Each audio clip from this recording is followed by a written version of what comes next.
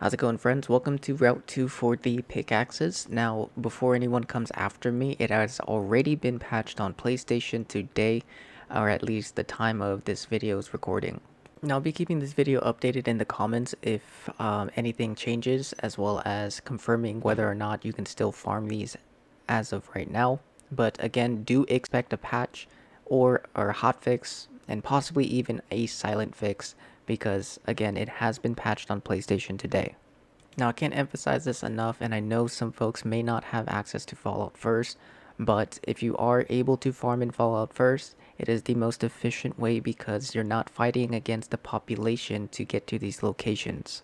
Now, if they're not spawning for you in the public server or the private servers, it could be a possible visual bug, and it may have to take a couple resets, or you need to reset your loot if you have picked them up before.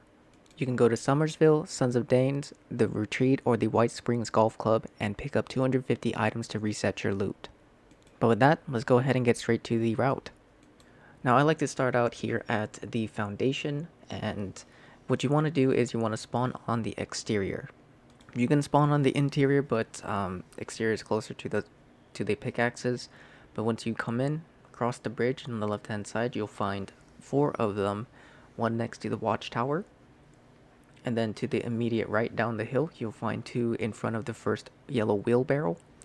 And then right next to that, on the left-hand side, you'll find another one behind the yellow wheelbarrow. Wheelbarrow. My goodness, I can never say that correctly. But anyways, once you gather those, you want to head a little bit southeast. And just below, you'll find a little compound or little building structures there. And when you head down, between the 2 wheelbarrows, you'll find the 5th pickaxe. Next, you want to head on over to the Nuka World on tour. Now, this is going to be the Tunnel of Love location, and here you can find 7. Now, this one's pretty quick as well, so as soon as you spawn in, you want to look over to your right, and here will be the Tunnel of Love entrance, but the first 2 will be right there in the front. First one will be on the yellow box. Second one, you may have to go right, left, go forward, maybe do a little bit of a spin. And one will spawn in the free or in thin air. If it doesn't drop for you, just maybe juggle some grenades, pray to the Messiah. But one will drop there if you haven't picked it up before. Now for the next 2, you want to head up towards the arena where we fight the Titan at the roller coasters. And the first one will be sitting in an orange container on top of the truck bed on the floor. The second one is going to be heading over to the back of the roller coaster, head of the first flight of scaffolding ladders. And just below the second one, you'll find the 2nd pickaxe. Now once you gather all of those, you want to head inside of the Tunnel of Love. Now once you enter, you want to follow the path all the way down into the main arena, and on the left hand side you're going to find 3 metal shelves. You'll find a pickaxe on the bottom left and the top middle. Afterwards, follow the tracks all the way up until you find the first minecart with some ultracite sitting inside, and then on the right hand side you're going to find a metal beam. And on top of that metal beam, you'll find the last pickaxe here at Tunnel of Love. Now for the next location, we're going to be heading on over to the Gly Mine. Now you can either enter from the regular or the main entrance or the exit. As long as you enter through one of them, both of the pickaxes are going to spawn in the same location. Now as soon as you enter, we're going to be going to the main entrance and not the exit this time. But once you spawn on in, you just want to go forward a little bit, and to the left, you'll find a little cubby. And if you haven't done the quest line, you'll be able to find some bodies there. And there next to it, you'll find a pickaxe. Then you want to make your way all the way down the mine tracks. Follow it all the way through. And once you make it down, on the right hand side, you'll find a tunnel leading to the adjacent room. And in that room, once you drop down the scaffolding, right there in front next to a lantern leaning up against the wall, you'll find the 2nd pickaxe. For the following location, we're going to be over here at the Retreat, north of the Vault 76, and from spawn, you want to make your way across the area, and you'll find some stairs leading down. And when you go down those stairs, on the right hand side, you'll find a pickaxe chilling on top of a metal shelf. Now for the next location, we'll be here at Toxic Larry's Meet and Go, just west of Berkeley Springs. And as soon as you spawn in, what you want to do is turn completely around and head down the hill.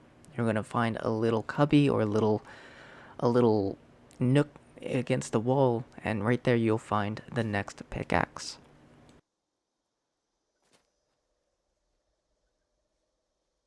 Now finally we are here at the glass caverns next of the fissure site. Once you make it over, you want to head inside, and from inside in the spawn you want to just go down and follow the tracks, and immediately to the left when you enter the first room, tucked away behind a metal beam, you'll find a pickaxe just chilling there in the corner.